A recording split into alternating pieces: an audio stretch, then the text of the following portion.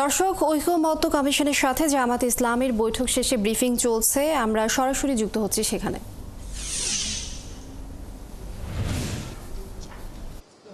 বাংলাদেশ জামাত ইসলামী ঢাকা মহানগরী দক্ষিণের আমির, কেন্দ্রীয় নির্বাহী পরিষদের সদস্য হামিদুর রহমান আজাদ। আমি বাংলাদেশ জামাত ইসলামীর অ্যাসিস্ট্যান্ট সেক্রেটারি জেনারেল, সাবেক সংসদ সদস্য।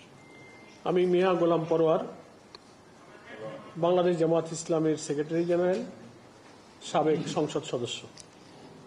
ডাক্তার সৈয়দ আবদুল্লাহ মোহাম্মদ তাহের, জামাত ইসলামের নায়েবে আমির এবং সাবেক সংসদ সদস্য। সাইফুল আলম খান, জামাতের কেন্দ্রীয় নির্বাহী কমিটির সদস্য। রফিকুল ইসলাম খান, জামাতের অ্যাসিস্ট্যান্ট সেক্রেটারি জেনারেল।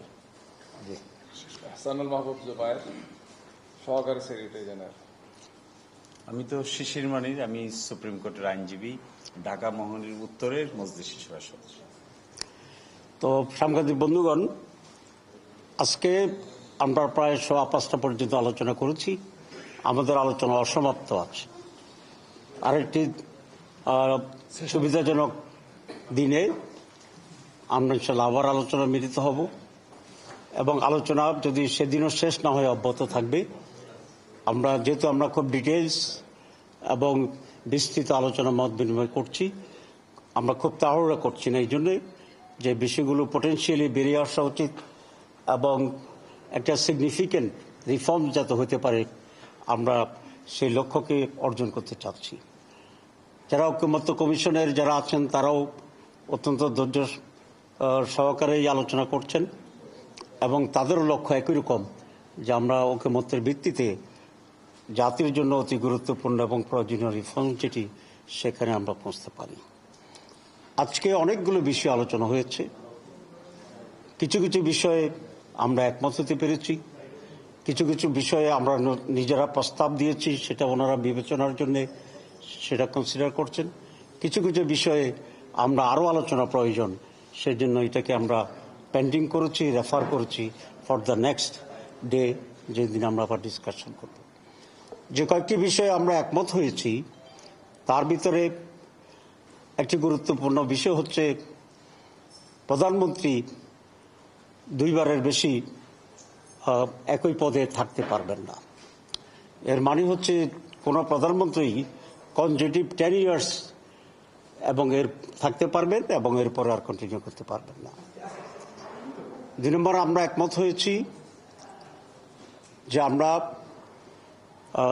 আর্টিকেল 71 যেটা আছে, আর্টিকেল 70 যেটা আছে, সেখানে আমরা কিছু অ্যামেন্ডমেন্ট সহকারে ওনাদের প্রস্তাবনার সাথে আমরা একমত হয়েছি। সেটি হচ্ছে সংবিধান পরিবর্তনের ক্ষেত্রে, অর্থ বিল বা বাজেট অনুমোদনের ক্ষেত্রে এবং আস্থা ভোট যেটা আছে সে আস্থা ভোটের ক্ষেত্র। এই 3টি বিষয় ছাড়া বাকি যে কোনো বিষয়ে একজন সংসদ সদস্য যে কোনো দলের মতের এবং স্ট্যান্ডের বিপরীতেও ভূমিকা রাখতে পারবেন। আমরা একমত হয়েছি নীতিগতভাবে যে ন্যাশনাল এনসিসি যেটা করা হয়েছে, ন্যাশনাল কনস্টিটিউশনাল যে কাউন্সিল হয়েছে, এটার সাথে আমরা নীতিগতভাবে একমত হয়েছি, কিন্তু ডিটেলসে পাওয়ার অ্যান্ড অথরিটির ক্ষেত্রে আরও আলোচনার প্রয়োজন, এটা আমরা বলেছি এবং তারাও আলোচনার জন্য আগে অগ্রসর হয়েছেন। আমরা একটুখানি সেখানে অ্যামেন্ডমেন্টের কথা আমরা তাদেরকে বলেছি, সেটা হচ্ছে এনসিসি গঠনের জন্য যে প্রস্তাবনা দেওয়া হয়েছে, যে সমস্ত ব্যক্তিদেরকে এবং প্রতিষ্ঠানকে ইনক্লুড করে ওনাদের প্রস্তাবনায় প্রেসিডেন্ট এবং প্রধান বিচারপতি এই 2টি পদেরও প্রস্তাব ছিল। আমরা বলেছি না, যেহেতু এরা দুজনেই রাষ্ট্রের 2টি জায়গার বিভাগের সর্বোচ্চ দায়িত্বপ্রাপ্ত আছেন, দেশে কোনো ইমার্জেন্সি হলে অনেক সময় রাষ্ট্রপতির কাছে ধর্ণা দিতে হয়, অনেক সময় হাইয়েস্ট জুডিশিয়াল ডিসিশনের প্রয়োজন হয়, সেখানে কমিটির ভিতরে তাদেরকে ইনক্লুড না করাই ভালো হবে এবং অনেকটাই নীতিগতভাবে ওনারা বিবেচনার কথা বলেছেন। এই সমস্ত অ্যামেন্ডমেন্ট সহ আমাদের এনসিসির কাঠামোগত যে দিকটা আছে সেটার সাথে আমরা নীতিগতভাবে একমত হয়েছি। আপনারা জানেন এটা একটা নতুন প্রস্তাব আমাদের সংবিধানের ভিতরে। আমরা শুরু থেকেই যে রিফর্মস প্রস্তাবনা দিয়েছিলাম সেখানে পিআর সিস্টেমে নির্বাচনের কথা আমরা বলেছি, প্রপোর্শনেট রিপ্রেজেন্টেটিভ আলোচনা। তার মানে হচ্ছে সারা দেশেই একসাথে ইলেকশন হবে, কোনো মার্কার ভিত্তিতে বা কোনো দলের ভিত্তিতে, এবং সারা দেশে যে দল যে পরিমাণ ভোট পাবে সেই পরিমাণের প্রপোর্শনেটলি পার্লামেন্টে আসন নির্ধারিত হবে। এটাকে আমরা পিআর সিস্টেম বলেছি।